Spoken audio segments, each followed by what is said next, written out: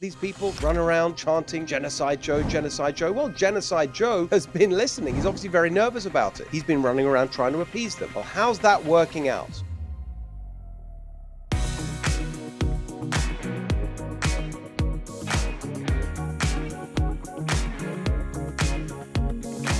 Hello, everyone. Welcome to the Steve Hilton Show. We've got an amazing story coming up later about Ted Lieu, the congressman from California. Have you been following this? He's constantly on Twitter berating everyone, constantly screaming at how appalling everyone else is. Well, turns out he's got some pretty serious ethics violations of his own. And we are going to be joined by the reporter who uncovered it all. But we're going to start today with the big story, which second week in a row, really, these protests, these student protests now across the country. Columbia, of course, in New York, the epicenter. But there's something I've noticed about this, and there's something that is in common with the university level of what's going on and the national political level of what's going on. The president of the United States, Joe Biden, has been trying for weeks now to appease these protesters. The presidents of these universities have been trying to appease these protesters, sitting down, talking to them, negotiations, kid gloves.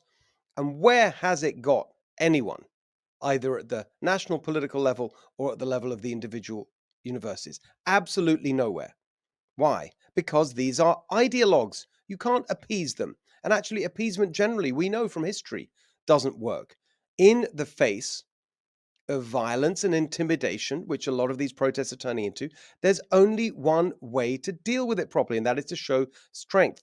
And that is true on the international stage, the national stage, and at the level of these universities. Let's take Biden first.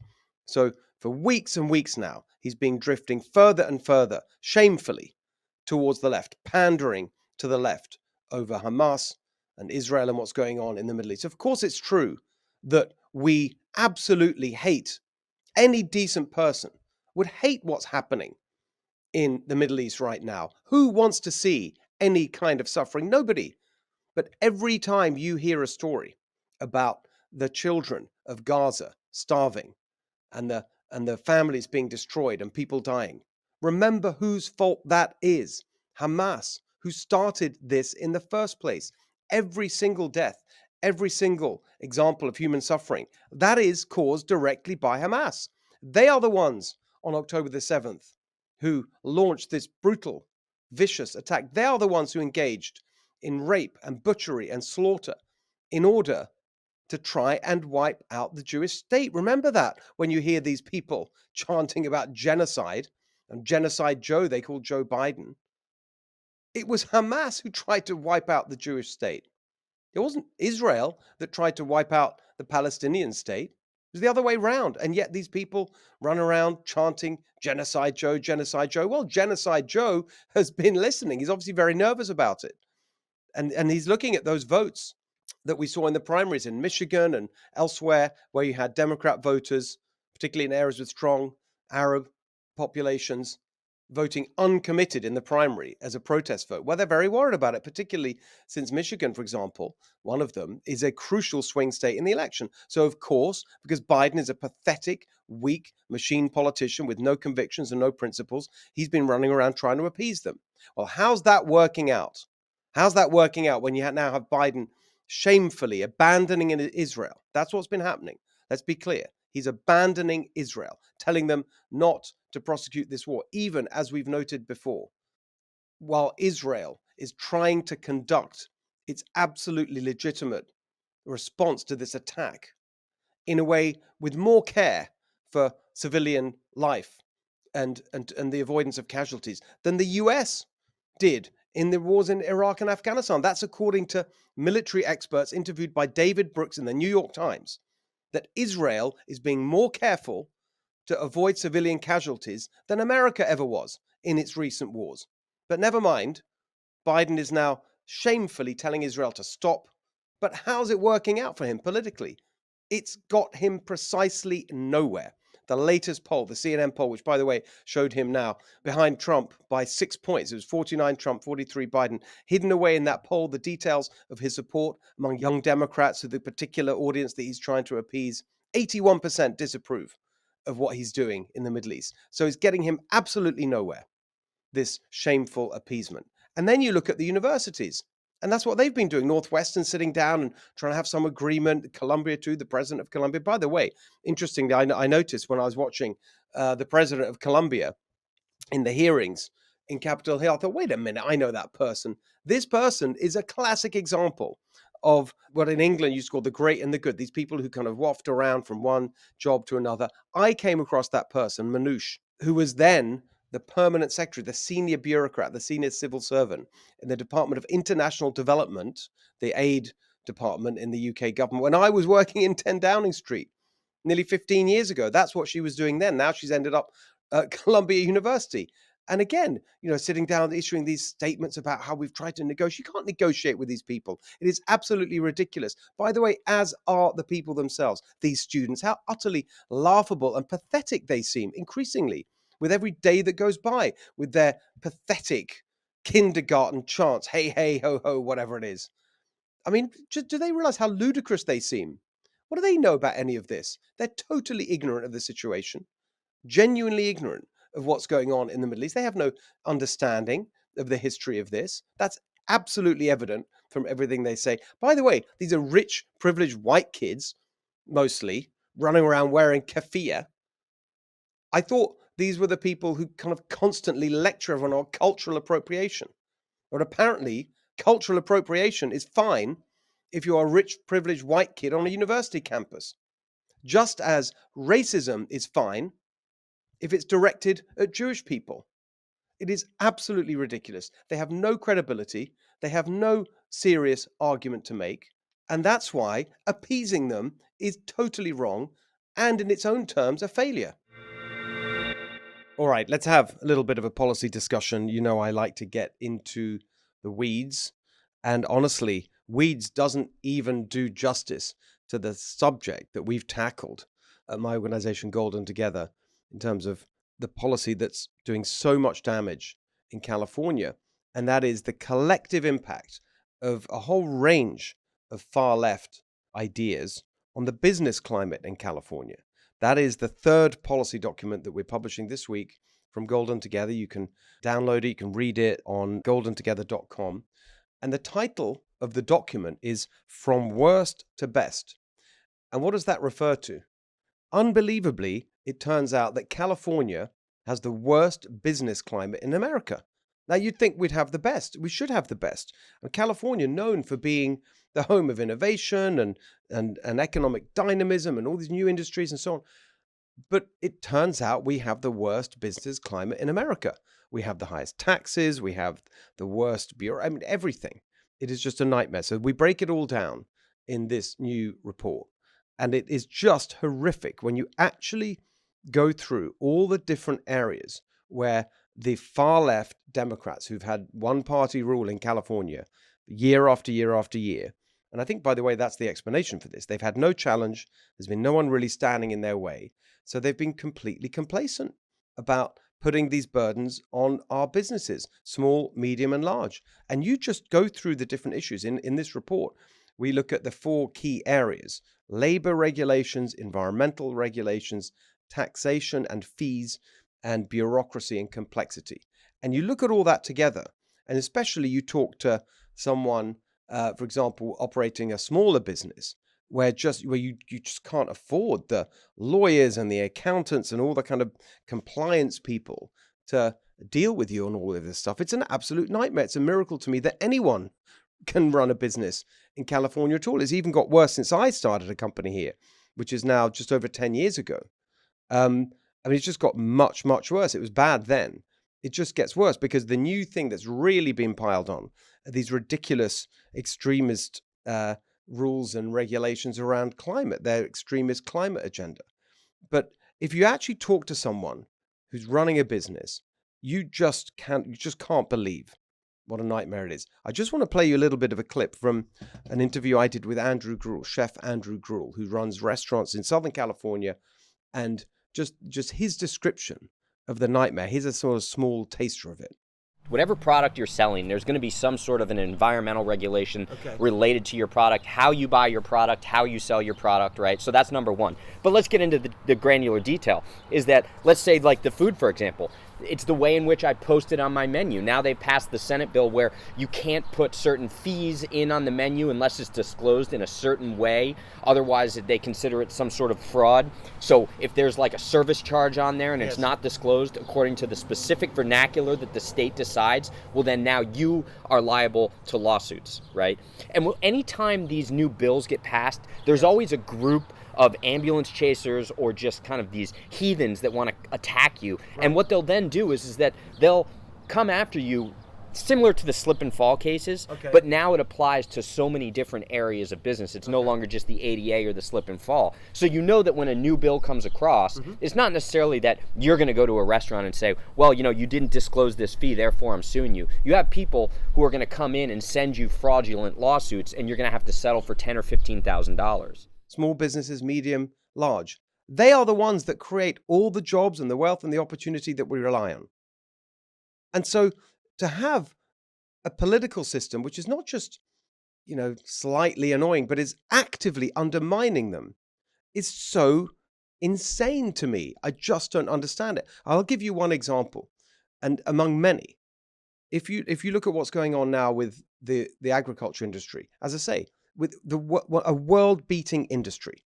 We produce here in California 80% of the world's almonds, 70% of the world's pistachios. In some parts of the year, at some times of the year, 90% of the world's salad. You know, like on and on. We have berries and apples and just incredible produce that we have here in California. An incredible, you know, best conditions in the world for growing stuff in terms of the climate and the soil and so on. We should be celebrating all this. No, they are doing the exact opposite. For example, in relation to water. So obviously you need water to grow stuff. So what are the Democrats in charge in California doing? They're taking it away. They're absolutely taking it away. Totally unnecessarily, right? We could be building storage facilities. It was authorized in a bond a few years ago. There's money for it, but they're not doing that. They're saying, we can't have you growing stuff with all this water. There's not enough water. We're not going to collect any. We're not going to store any. So instead, we're going to take it away from you. We're going to remove your water rights. And so what is the consequence of that? Over the next few years, this thing called SGMA, it's all detailed in our policy report, the state groundwater management strategy that they've got there, pushed out from Sacramento. It will mean 1 million acres, that's the rough estimate, 1 million acres taken out of production. And what happens when you take agriculture out of production? There's no one growing anything there, no one looking after it, so it's going to end up as a dust bowl, creating environmental hazards. It's so stupidly counterproductive. And that's just like one part of it. I mean, you look at the impact on that industry of the labor regulations, the fact that now they've put in this 40-hour limit after which you have to pay overtime. It's just impossible in businesses with a small margin. And so the end result that this measure designed to protect farm workers and increase their earnings has actually hurt them. It hurts the farmers. They can't afford to pay the people who pick the crops and process them and so on. And it hurts the workers because they're now not getting the work that they used to rely on, that the overtime. I mean, it's just so counterproductive, on and on. The electric vehicle mandates, I mean, it's just absolute insanity. If you look at what they're now doing to a huge industry, not just the agriculture industry that obviously relies on transportation to get the products to the rest of the country and the world, but the logistics industry itself. We have the biggest ports in the world, some of them in Southern California and Long Beach, massive logistics hub, being crushed by these ridiculous rules regarding transportation and electric truck. They have to have electric trucks that just take hours to charge. The grid, even if you had a fraction of them electrified along the lines that they're insisting happens in the legislature, it would crash our entire grid.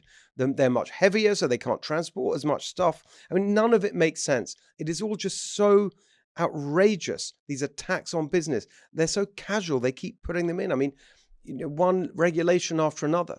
And it's all driven by two things in the end, three things, let's say. One of them is the environmental activists, the climate extremism that just puts on these ludicrous regulations that in the end are counterproductive, like they're shutting down another one of our great industries, the energy industry here in California. But that doesn't mean that we're not using oil. In Kern County, in the south of California, 70% of our oil and gas reserves, the cleanest oil and gas production anywhere in the world. They're shutting it down. I was there the other week. And what are we doing instead? We're not stopping using it. We're now just importing it on giant tankers, super tankers, the most polluting form of transportation in the world. More dirty energy, oil and gas, because the regulations are lighter in places like Ecuador and Iran. We're importing it from there instead of from here in California. It's just insane. One thing after another. The labor regulations, the environmental regulations, the bureaucracy. I mean, the proliferation of agencies. Often, if you work in an industry now here in California, you're going to have to deal with permitting rules and bureaucracy from 10, 15 different state agencies, all poking you and prodding you around the same thing. And the size of government that's increasing. I mean, they've doubled the size of the government in the last 10 years here in California. The population's basically been steady or falling. But the size of the government has doubled. All these bureaucrats, they need something to do. What are they doing? They're harassing businesses with no discernible effect on making anything better in terms of their particular objectives, because all along that's been happening. You know, poverty's got worse. I mean, it's just on and on. It is completely outrageous. And when you look at the scale of the assault on business that's happened in California, as I say, first of all, it's a miracle that anyone can run a business in California. It's no wonder so many are leaving. Over 500 big companies in the last few years, hundreds and hundreds of medium-sized and smaller ones. And then think about all the companies that are not being started here because everything is so expensive and complicated, and the bureaucracy and the regulation. I mean, the missed opportunity there. So there's so much to do. It's almost overwhelming. And when you read this report, I hope you will, go to goldentogether.com and check out our report. It's almost overwhelming. And so the direction that we're going in terms of the reforms that we need, is to say, look, we're not going to get anywhere by picking at this particular regulation or that particular regulation because there's so much of it. Instead, we have to apply a principle which you may have heard in other contexts, which is called sunsetting. So the idea of sunsetting is that when a government introduces a new regulation, it has to have a time limit so that it doesn't land on people forever. There's a clear endpoint, and if it's not re-justified, then it goes away. We have to do that in reverse. We have to do that retrospectively. So we look at all the regulations that are on the table here in California and say, right, all of them are suspended unless you make a good argument for why they should be there. That's the only way we're going to deal with this, as is the need to cut back the state government massively, cut it back, get rid of all. Every year they're adding more government workers. That's more cost, the pension obligations that the unions negotiate. I mean, it's just so much of this stuff. It feels overwhelming, but we've got to start somewhere. And that's why we've done this analysis and laid out all these recommendations about how we can turn the tide and make California what it should be, which is the best place in the world to start and run a business, instead of the worst in America, which is what we are now. So go to goldentogether.com, check out the report from worst to best, and let me know what you think of it. And if you have any ideas about how things are done better in other states that we can copy here, we'd really need it. All right, so as I mentioned earlier, we have got the reporter with us who uncovered a blockbuster story about Ted Lieu, everyone's favorite Democrat in California. Jennifer Van Laar from Red State, our friend. You've seen her before on this show. This is an amazing story about Ted Lieu. We're going to get to that in a second. You've just worked so hard. You pull out these great stories all the time. But there's also this mad story about Gascon and the person in his team that with all these felonies. I mean, it's just crazy. Yet another example of the kind of utter collapse of credibility in the criminal justice system in California, thanks to these far left lunatics. So we'll get to that in a second. But tell us about this Ted Lieu story, just right from the beginning. For those who haven't seen anything about this story, he's a member of Congress down in Los Angeles, Southern California.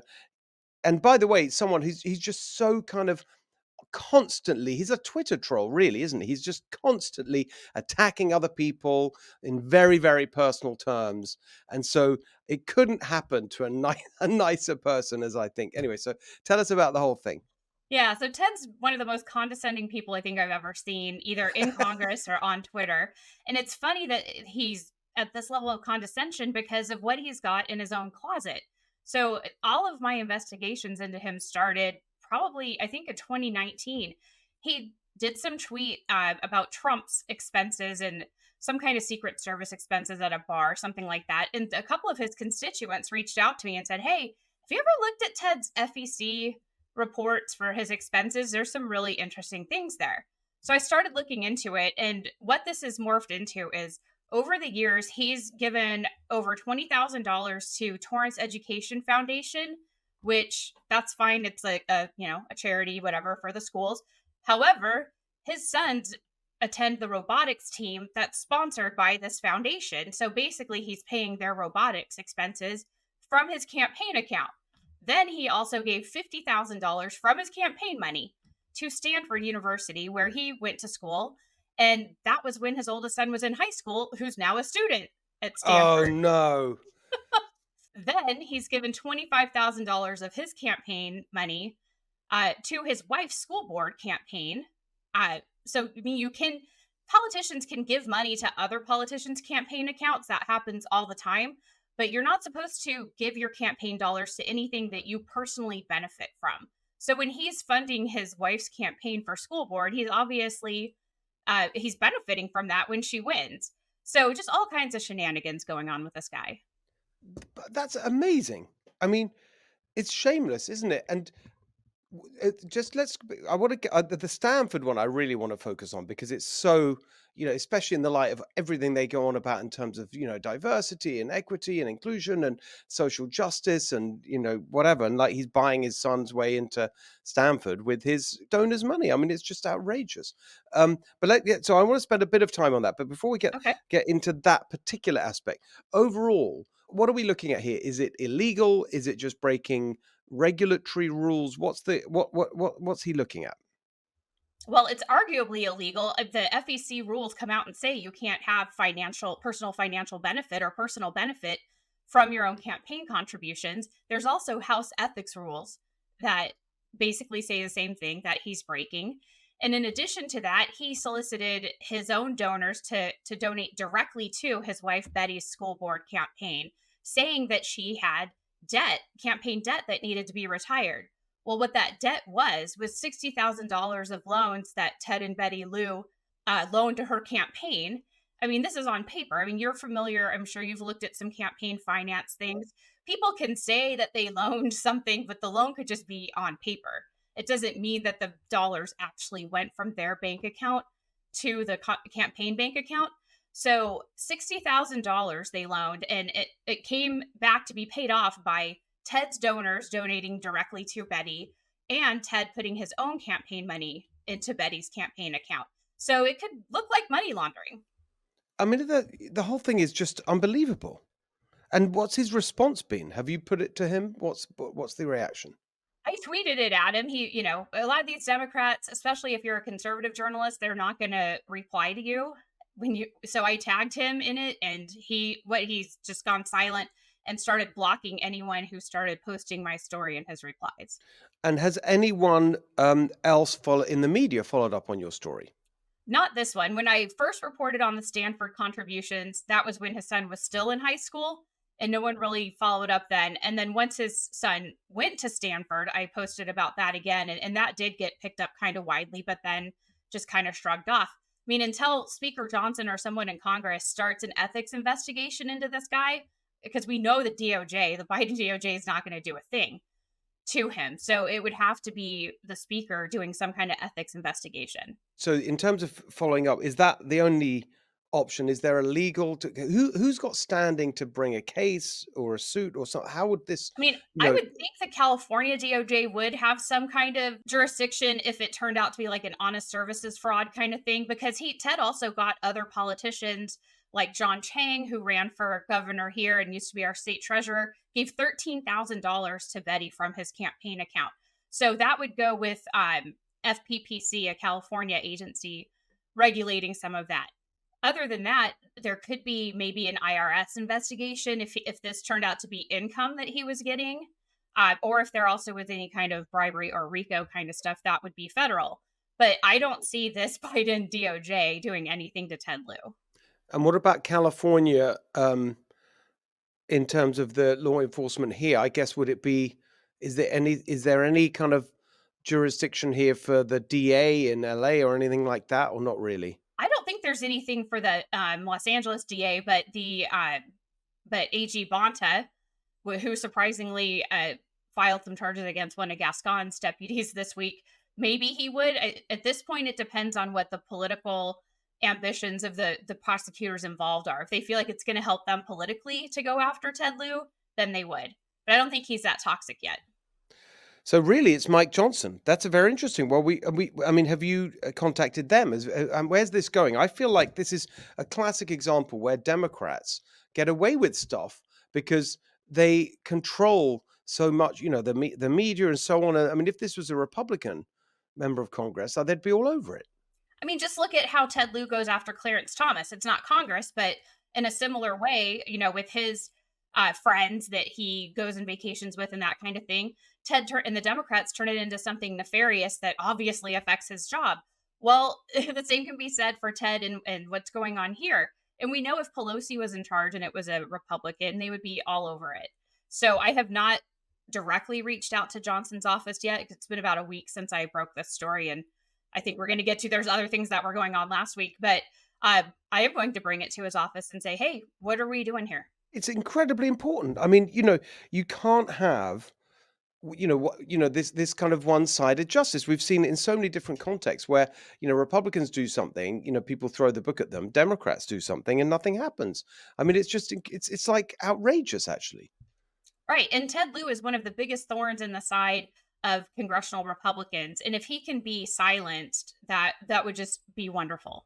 Let's get into the Stanford thing now, right? Because Okay. that to me feels so kind of blatantly egregious, because it's a donation to Stanford that on its face bought his son's way in, right? That's what's going on here. And it was funded by his donors, his political donors. Right. And that's the thing. When I first broke that part of the story, people said, well, it's a contribution to his alma mater. People make contributions to their colleges all the time. Yes. Sure, out of their own personal money, not out of donor dollars. That's the difference. And also, like, the time frame, his son was, I think, a sophomore at the time that these contributions were made, sophomore and junior. That's the time when you're applying for college. Yeah, I mean, look, it's well known that it's that's one of the ways in, right? The legacy, they call it legacy admissions, right? Where you've got someone and they've either their alma mater and the donors. I mean, it's that's the corruption in the system. We know that. But I mean, just for the record, has Ted Lieu ever said anything about that in terms of access to universities like Stanford? He's just said, well, my son has had a great GPA, which he did, and he was in that robotics thing and had all this STEM education, so that he got in on his own merits. And obviously, in a lot of these private colleges, the legacy kids do have a faster way in. So, and he was a legacy. So he's saying that the money had nothing to do with it. It was just all normal legacy stuff, not corrupt legacy stuff. Okay. And it was just a sort of coincidence that he happened to give this amount of money just at the time period when his son was But he applying. never gave them money from his campaign before and hasn't given since. So, yeah. I mean, do we know whether he's given anything to Stanford until this moment? Not from his campaign contributions. And so, unless I had his tax returns, I wouldn't know. But how would you, I'm just trying to think, how would you, as just if you put yourself in his shoes, justify spending campaign contributions on your Right. son's university admission process, which is obviously what it was. I mean, they can dress it up however they want. Clearly, it was intended to grease the wheels. I'm not doubting his son's ability, of course, but the point is, there's like literally every year thousands of people, students with fantastic ability, who get turned away because it's just so competitive. So of Right. course, I'm sure it's absolutely true that his son's very smart, robotics. I got it right, fine. But like, the fact that you gave the money right then when he's applying is obviously very suspicious. Well, and also there's, being Asian, the we know that in California, there's been a lot of the Asian families have had backlash against DEI because fewer Asian students have been getting into these elite universities. So maybe Ted was trying to help mitigate the anti-Asian bias. By the way, where was he on the ballot initiative on that exact topic? Right. I I haven't looked wonder. into that, but that would be interesting. Um, but look, going back to the questions, like, what is the justification? Like, if you're a political candidate and people give you money for your campaign, you say, "I know, I'll give it to the university my son's applying to." I just don't know how you would think like that. How you think that's okay? I Yeah, just don't for get him, it. it's technically because the FEC says you can give community donations out of your campaign funds. He's just resting on that technicality and not getting into Yeah, but he's a what congressman it looks for in like. LA, not in the Bay Area where Stanford is. Right. How is that the community? And like Stanford needs any money, their endowment is massive. And also, just looking at it from a political point of view, if he was going to give money to something other than his campaign, why doesn't he give it to a campaign that really is an underdog that needs that $50,000 to win? Because obviously, these people who gave to him donated because they believe in his cause. They don't. That cause isn't getting his kid into Stanford. Very well put. I think this is a real scandal. And just because, people might say, well, it happens all the time. This is just how it works. That doesn't make it okay. Right. We're just supposed to not talk about it because it happens all the time. Or the other thing I get is nothing will happen to him because he's a Democrat. So basically, I'm wasting my time uncovering this corruption. But I think we still have a duty. That's why people like Ted Lieu have so much power in the first place, because people before us in the journalistic space didn't hold their feet to the fire. Yeah, I think we need to make a real fuss about this, particularly because this is such a kind of sanctimonious grandstander who's kind of constantly attacking everybody else. Right, and he didn't even give back all the money yet that Ed Buck gave him.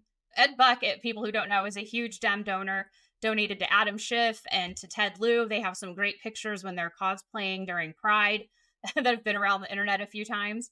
And yeah, so Ed Buck gave money to Ted Lieu, and Ted gave most of it back, but not all. So apparently, he's okay with having murderer money funding his campaign. Maybe that went to Stanford. It's so bad. I mean, and also the wife's campaign, again, you see this, when you have, I mean, but it just feels so, I mean, talk about unethical.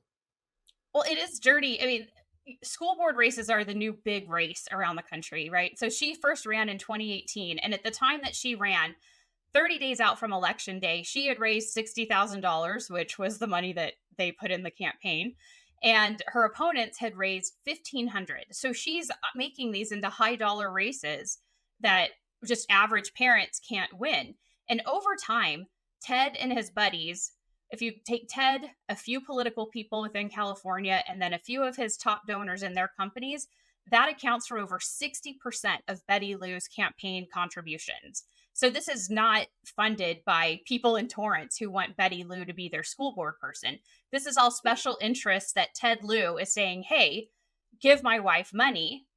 And who knows what he's promising them on the back end, because they're not people who live in Torrance.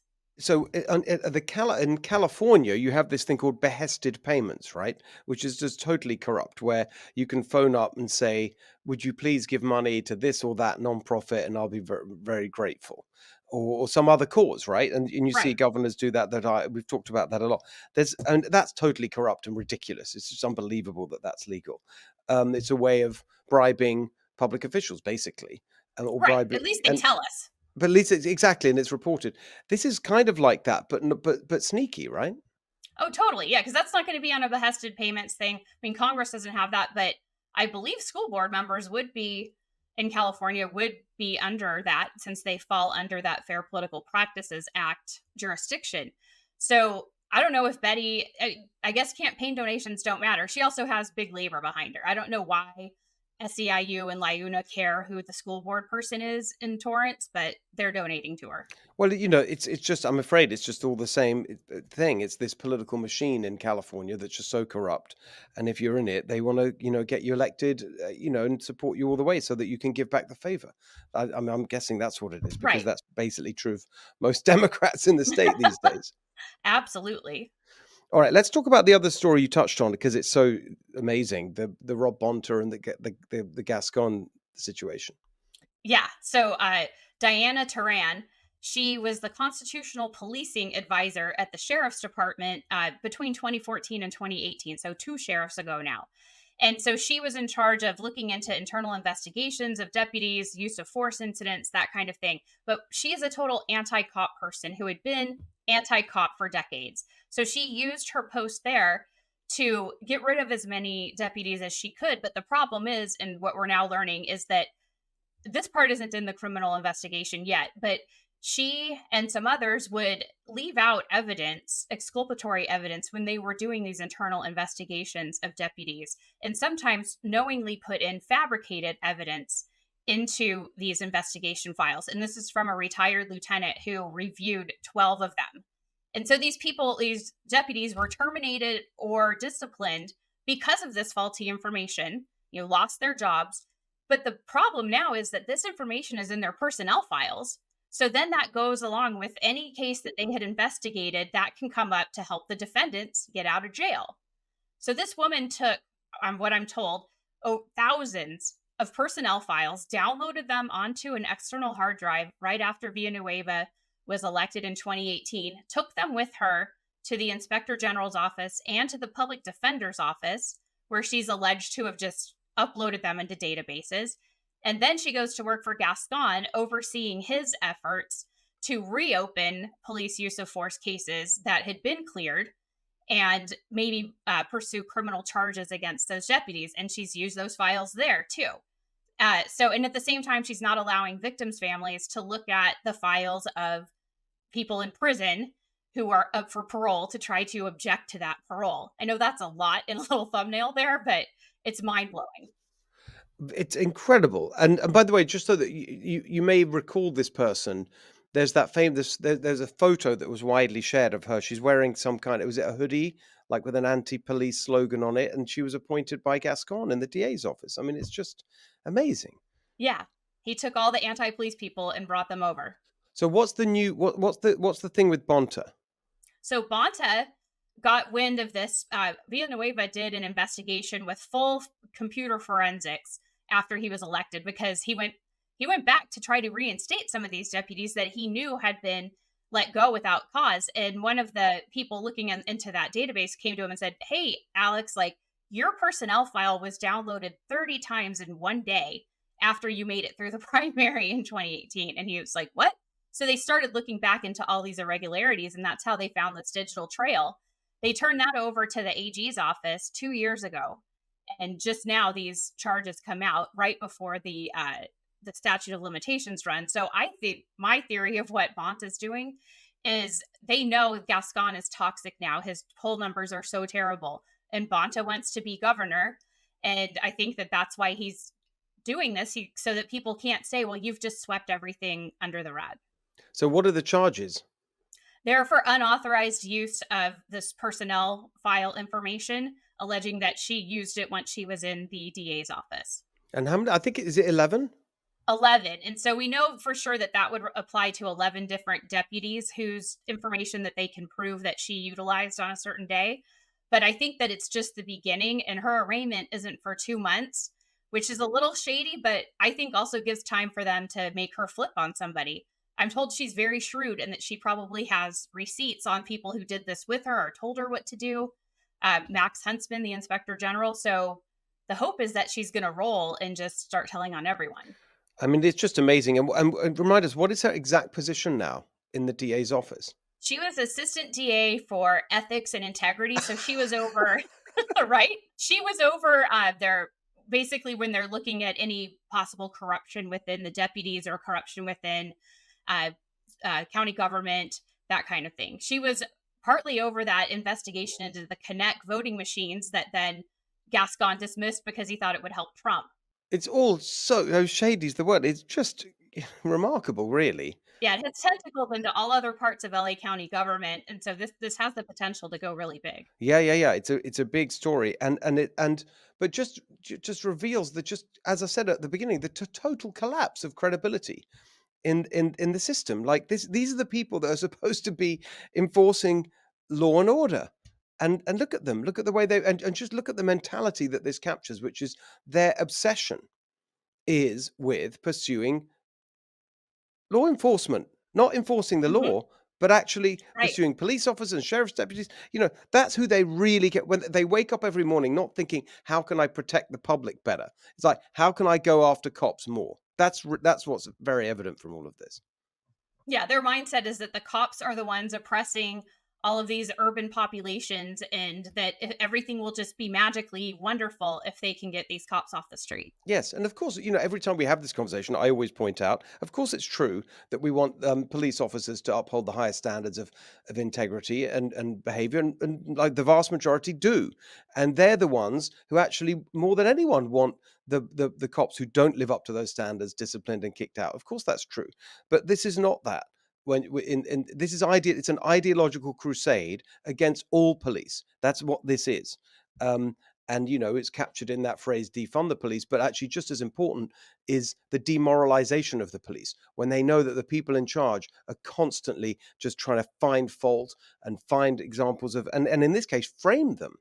Right. And that if these police files that she took showed actual malfeasance, and it was being covered up and it needed to be brought to light, I would be okay with it. But this is stuff where there's been manufactured, and where they targeted the people who would have uncovered their scheme to get those people out of law enforcement. So they're trying to root out the good apples and leave the bad apples. Brilliantly put, Jen. Thank you so much. What a great, terrible but great stories. Just before we go, tell everyone where they can follow your work. It's so good. You got to follow Jen. She's fantastic. Thank you. At redstate.com, and I'm on Twitter at Jen Van Laar, VANLAAR. Fantastic. Great to see you today. Thank you. You too. Thanks. Okay, so here is what I'd like to get off my chest this week. If I had been at the White House Correspondents' Dinner, which happened this past weekend, I would want to get my tuxedo off my chest. I've been to this thing. I hate dressing up. This event is just ridiculous. It's so funny. It is all the kind of, I mean, if you want to think about an image that captures the swamp, this is it. It happened this weekend. But the thing that's really, actually, seriously offensive about it to any normal person, I'm sure you didn't watch it, but you saw the clips. The thing that's really offensive is the way it's changed over the past few years. So the whole idea of the White House Correspondents' Dinner is to celebrate the role of the free press in a free society. And that is absolutely correct, right? The free press is a vital part of a free society. And what does that mean? It means that the press is there to hold people in power accountable. That means that you want to see an adversarial relationship between the media, between the press, and the people in power. And that's why, actually, structurally, the way that traditionally this event has been set up is that it's kind of an interesting example, a positive example, you could say. I mean, it's kind of, yes, it's smug and self-satisfied, and all these people swanning around in their finery in Washington, so pleased with themselves. Yes, we can mock all of that, and the Hollywood people jetting in. But actually, at its heart, there's something serious. And it used to be very good, which is that they'd bring on a comedian who would then make jokes about the people in power and skewer the people in power. And literally, the president, right? The president always goes, and sitting next to the comedian is the president, and the comedian would make jokes about the president right there. And that is actually, if you think about it, a really fantastic example of everything that we love about America, that no one is overmighty. We don't have a king. No one is above the law. And yes, we can bring the most senior elected official in our country, the President of the United States, and he has to sit there and take it while a comedian makes jokes about him. So far, it's always been him, right? So that's great. And that's how it used to be. But not now. And certainly not this weekend. What do you see now? You see the guy making the jokes, Colin Jost from Saturday Night Live, there on stage making jokes about Trump. Okay, fine. Trump's certainly someone who's in a position of power and was the president, hopes to be the president, now is leading in the polls. So yeah, fine. Make jokes about Trump. As long as you make jokes about Biden as well, that are just as aggressive, just as wounding and personal, or whatever word you want to describe, it should be equal treatment. That's the whole point. The president's sitting right next to you, and you should be making jokes about the president, which is what always used to happen at these events. But what did we see this time? It was absolutely humiliating and pathetic. You saw this comedian making jokes about Biden that were basically like sort of tickling him on his tummy. like some puppy dog. I mean, it was just so humiliating and embarrassing. By the way, that's not even my verdict. In the New York Times, I read an article by a comedy critic or someone who was pointing this out, that is just an absolute debacle. This guy, Colin Jost, completely humiliated himself and actually not just made jokes about Biden that were incredibly gentle compared to the ones about Trump, but then went on to praise Biden. He's a comedian. What's he even doing? Making speeches praising the person who's sitting there, the president, going on about how Biden's a decent man. I mean, what are you doing? It was completely ridiculous and utterly humiliating, and shows that this event that, at one time you might have thought is a great example of how, the powerful are held accountable, has just degenerated into this utterly smug kind of love-in for the Washington elite. All right, everyone, that is our show for today. Hope you enjoyed it. Hope you tell everyone about the Steve Hilton Show. We cover California politics, national politics. It's a great show.